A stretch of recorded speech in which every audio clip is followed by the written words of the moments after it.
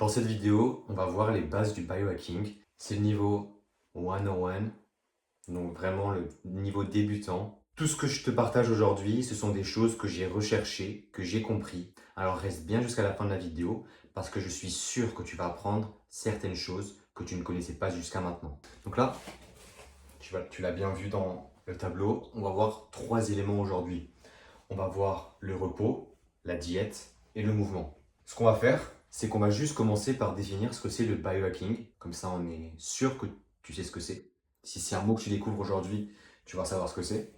Le biohacking, pour le définir très simplement, c'est en fait toutes les habitudes que tu peux mettre en place au quotidien qui vont optimiser ton énergie, ta productivité, ta clarté mentale. Et à ça s'ajoute aussi la longévité. Ok, ce qu'on va faire, c'est que on va effacer le tableau. Alors, je vais être honnête avec toi, c'est la première fois que je fais une vidéo avec le tableau, donc je suis pas encore très à l'aise. Le repos. Ça, il faut que tu saches que c'est le meilleur retour sur investissement que tu peux faire dans ta vie. Bien sûr, ça, par période, il peut être décalé. Tu ne peux pas toujours le respecter. C'est pour ça qu'intervient ici la règle, la loi de Pareto, qui dit que 80% du temps, il faut que tu cherches à dormir correctement, donc 8 heures par nuit, et 20% du temps, tu peux t'autoriser, selon la saison dans laquelle tu te trouves, à dormir moins pour accomplir tes objectifs. Ok, le sommeil, il se compose de plusieurs phases. Les phases de sommeil, elles vont se succéder.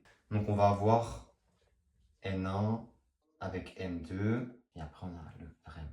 Là, j'ai choisi de t'écrire avec des termes très simples où je vais vraiment raccourcir. Et je vais expliquer en fait ce que ça veut dire N1 et N2. N, c'est en fait la lettre qu'on va utiliser pour parler quand il n'y a pas le sommeil paradoxal. Donc le sommeil paradoxal, c'est la période dans la nuit où tu vas avoir des mouvements des yeux qui sont rapides.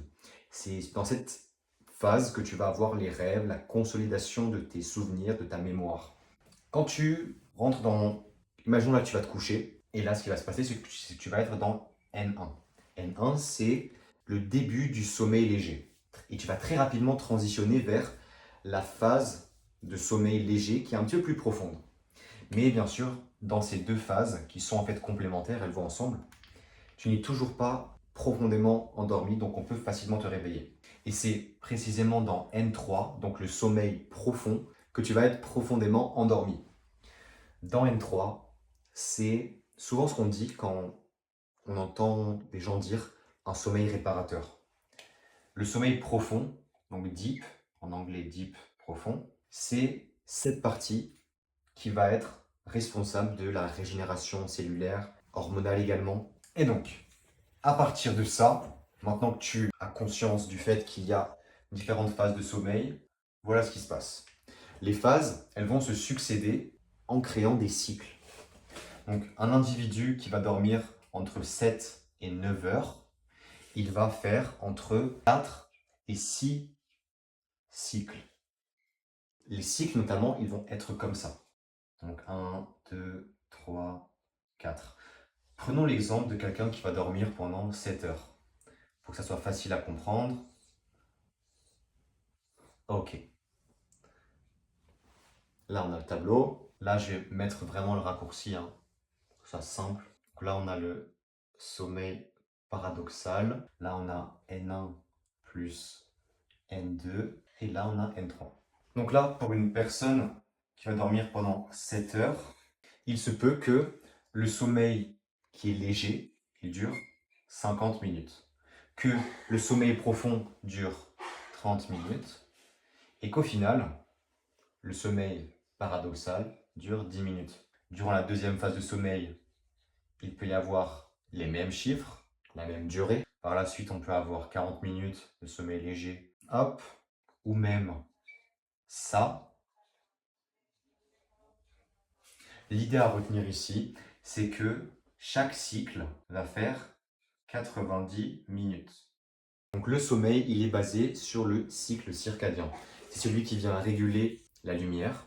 Donc là, quand on est dans La période de repos, elle est antinomique à la période d'éveil. La période d'éveil qui est cette période dans laquelle on est réveillé. Et là, on voit bien que quand on va dormir, il va y avoir des fluctuations dépendamment de notre niveau de stress, de notre besoin de sommeil. Ok, donc ça, c'est vraiment facile à comprendre. Donc ces cycles, ils vont se suivre, dépendamment de combien de temps est-ce que tu vas dormir. Et je sais pas si tu as vu, mais parfois, quand on va se réveiller, on va rêver. Juste avant de se réveiller, on va avoir un rêve que l'on va être semi-conscient d'avoir vécu. Et ça s'explique parce que en fin de sommeil, ce qui se passe, c'est que la phase de sommeil paradoxal, où il y a le mouvement des yeux qui est rapide, cette période, elle va être plus longue. Et ça, c'est parce que au début de ton sommeil, il y a eu plus de sommeil profond qui a par la suite diminué avec du sommeil paradoxal vers la fin. Donc le sommeil, les scientifiques ne savent pas encore pour quelles raisons précises est-ce que l'on dort, mais bien que l'on ne sache pas la raison pour laquelle, peut-être qu'elles sont plusieurs, on voit très bien que dans la nature, c'est quelque chose qui est fait parce que l'organisme doit se reposer, il doit se régénérer. Donc ça paraît cohérent que l'univers ait voulu que tous les êtres vivants sur la planète ils puissent se reposer, avoir une période où ils ne sont pas actifs. Le deuxième élément qu'on va voir, c'est la diète. J'ai décidé de l'appeler comme ça. Tu peux l'appeler alimentation, nutrition, comme tu le souhaites. La diète, là ce qu'on va voir, c'est les macronutriments. Dans les micronutriments, on va retrouver tout ce qui va être les vitamines, minéraux. Alors que dans les macros, on va plus retrouver les fibres, les glucides, lipides, les protéines. D'ailleurs ici, on va aussi retrouver les antioxydants, pour donner juste un autre exemple, hein, bien sûr. Et à partir de ça, ce que tu dois comprendre rapidement, c'est juste que ton organisme il a besoin de différentes choses, dépendamment de ce dont il a besoin. La nourriture que tu consommes, c'est une information qui va être encodée dans tes cellules. Si tu es déficient en vitamine B12, il va y avoir certaines caractéristiques, certains symptômes qui vont se manifester dans ton corps et qui vont te faire comprendre que tu es en déficience. C'est le langage du corps qui est très subtil, ce n'est pas quelque chose qui est verbal, alors ce n'est pas toujours quelque chose qui est évident. C'est de la même manière pour les protéines. Certaines personnes peuvent se sentir fatiguées, notamment si elles ont l'habitude de manger un petit déjeuner et que là, elles n'ont pas mangé. Donc si elles se sentent fatiguées, ça peut être potentiellement parce qu'elles ne consomment pas assez de protéines. C'est pour ça que tu dois chercher à balancer ton alimentation. Alors je suis conscient que, encore une fois, c'est compliqué, dans le sens où on vit dans un monde où il y a tellement de choix. Parfois, on va manger par impulsion. Et la règle des 80-20 revient. 80% du temps, tu dois manger clean. Et 20% du temps, cherche à faire... C'est en fait le cheat meal, quoi. Dans le clean, on va vraiment retrouver des aliments qui ne comportent que maximum 2 à 3 ingrédients. C'est ce que font les personnes qui sont fortunées. Elles cherchent vraiment à prioriser que l'alimentation qu'ils consomment ne soit pas transformée. Je fais comme un aparté, parce que parfois on peut se dire que quand on mange clean, on va éviter certains problèmes de santé. Sauf que si on se concentre sur le miel, il a un indice glycémique qui est très élevé. Si on compare, je ne sais pas, à un yaourt, prendre 2 cuillères de thé ou 2 cuillères à soupe de miel, l'organisme il ne va pas obtenir le même taux de glucose. C'est pour ça qu'il faut vraiment que tu régules et que tu cherches à manger selon tes besoins. Mais ce qui est pertinent ici, c'est que le corps cherche tout le temps à revenir à l'équilibre. Si tu manges un cheat meal qui va augmenter l'inflammation, c'est tout ce qui, à l'intérieur de ton corps, va créer des réactions qui vont être nocives à l'équilibre de ton corps. Il va toujours chercher la balance. Je pense que tu en as déjà entendu parler lorsque le système dopaminergique, pour une personne qui est dépendante, elle va faire des montagnes russes de dopamine. Ça, la ligne basale, on est d'accord, c'est la quantité normale que tu dois avoir. Ça, c'est les below baseline. Si l'on prend une personne qui est addicte à la cocaïne. La première fois qu'elle va en prendre, elle va tellement se sentir bien qu'elle va voir combien ça la fait se sentir bien et que par la suite, elle va utiliser cette drogue pour sortir de ses problèmes. Donc là, elle va avoir la chute qui va la faire se sentir mal et si elle décide de ne pas attendre que ça se régule, elle va retomber dans le piège parce qu'elle va refaire des zigzags qui vont l'amener inévitablement vers la dépendance. Ce comportement que l'on voit ici, je ne vais pas te l'apprendre. Tu sais qu'il y a énormément de choses que l'on fait au quotidien qui nous amènent à avoir ces pics de dopamine qui sont artificiels, notamment à travers le scrolling, à travers la consommation de séries et d'autres choses qui sont nocives à notre santé. Tout ça, bien sûr, s'évolue par la société de consommation, le capitalisme, parce que ceux qui sont faibles émotionnellement, ils vont consommer, peu importe ce que c'est, ils vont acheter. Et quand tu achètes, tu es prolifique, tu leur apportes plus d'argent. ce qu'ils recherchent. Donc on te crée un besoin pas comblé et on va t'amener dans un cercle vicieux où en fait tu ne seras jamais satisfait. Donc ça c'était un peu un aparté sur le capitalisme. Mais c'est pour en revenir ici que le système, ici on parle de l'alimentation, mais ça revient tout le système que l'on retrouve dans notre corps. Chaque système va chercher à s'équilibrer.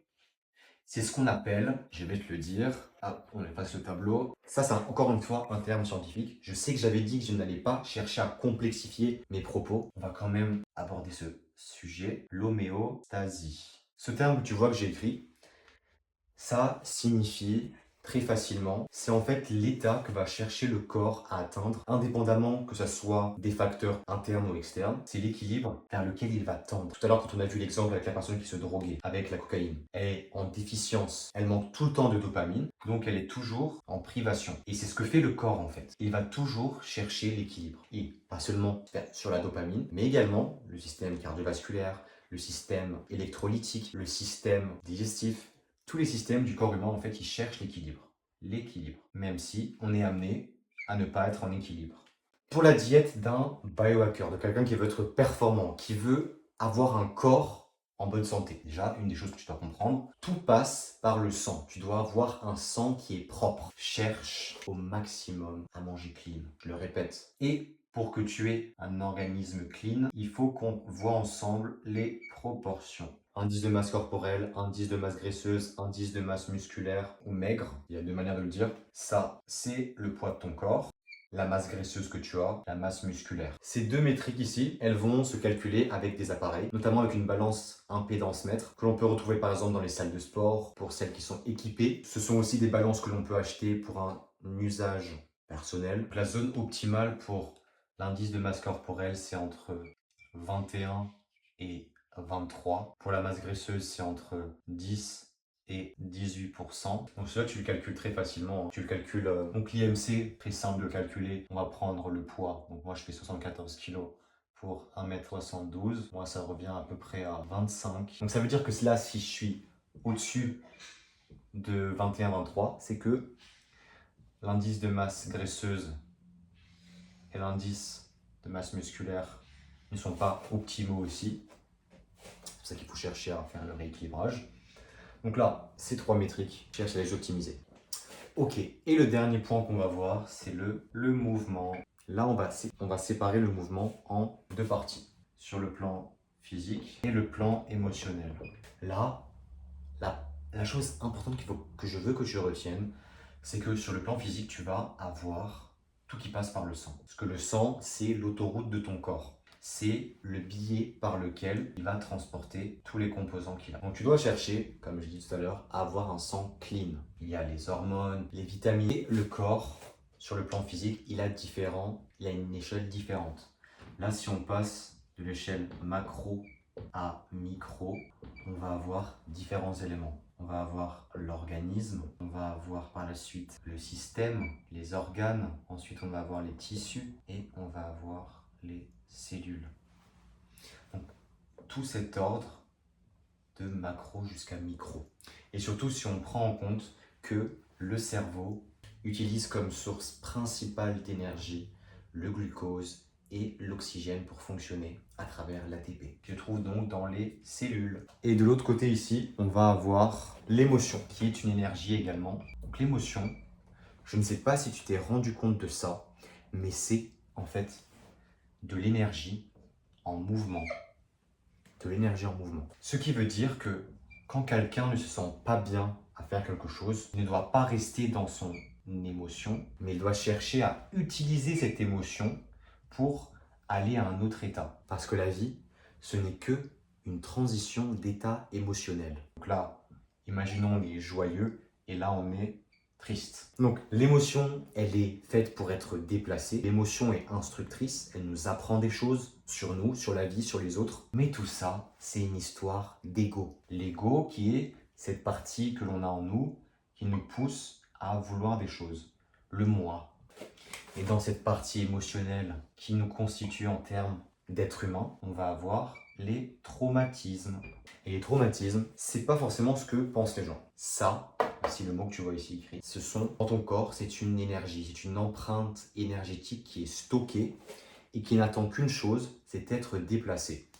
Et cette charge énergétique, elle ne va seulement être déplacée que si tu te remets dans le contexte, si tu revis une situation similaire qui va t'amener à débloquer en quelque sorte cette émotion qui n'a pas pu être exprimée. Parce que peut-être que tu n'étais pas en sécurité, parce que tu ne savais peut-être pas comment l'exprimer, que tu n'étais pas prêt émotionnellement. Et cette chose, c'est celle qui empêche certaines réactions spontanées des gens. Au début, il ne faut pas penser que ça c'est quelque chose qui vient te bloquer. Moi je pensais que c'était quelque chose qui me bloquait, que je me disais je ne vais pas pouvoir faire les vidéos parce que je suis bloqué et tout. Non, ça c'est quelque chose qui fait partie de toi, qui fait partie de ton évolution. Tu dois chercher à grandir avec tes traumatismes, peu importe quelle est leur profondeur. J'aime bien imaginer les traumas avec un exemple comme ça. Imagine là, pour les traumas, je dessine un vase. Voilà le vase. Et que dans le vase, bien sûr, il y a de l'eau.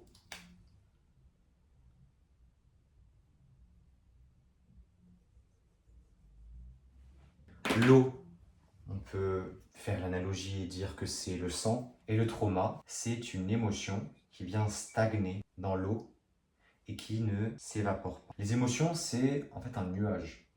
C'est quelque chose de passager. Et là, tu te rends compte que le trauma, il est juste dans le vase, mais que le vase, il se trouve dans le moment présent. Ce qui veut dire, c'est que le trauma qui est ici, il n'est pas stocké dans le passé, il est stocké dans le présent. Tu vois la nuance? Là, le trauma, il se trouve ici. Il ne se trouve pas dans passé, présent, futur.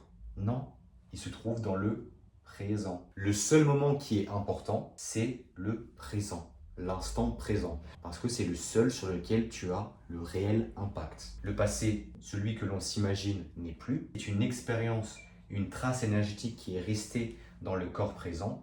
Et le futur, ce sont les traces énergétiques qui vont être créées par la suite, l'anticipation avec la dopamine. Tout ça pour te dire que la vie, c'est un continuum d'instants présents et que tout se débloque par des actions répétées. Et toutes ces actions répétées, elles viennent en fait modifier le cycle actuel pour qu'il puisse devenir celui que tu veux. Voilà pour cette vidéo. Je suis encore en train d'essayer de comment est-ce que je peux structurer mes pensées pour que ça soit vraiment fluide. J'espère que la vidéo t'a apporté de la valeur, que j'ai été facile à écouter, à comprendre. Moi, c'est Théodore. Je cherche à aider les entrepreneurs en ligne à optimiser leur énergie, leur productivité, leur clarté mentale et leur focus. Si tu as des suggestions de vidéos, je te laisse écrire un commentaire, liker, t'abonner. Je sais que la vidéo aujourd'hui, c'est un format que je n'ai jamais fait jusqu'à maintenant. Je voulais tester. Moi, ça m'a vraiment plu, même si je n'ai pas été à 100% dans ce que je voulais faire. En tout cas, je te dis à la prochaine. Prends soin de toi. C'était Théodore.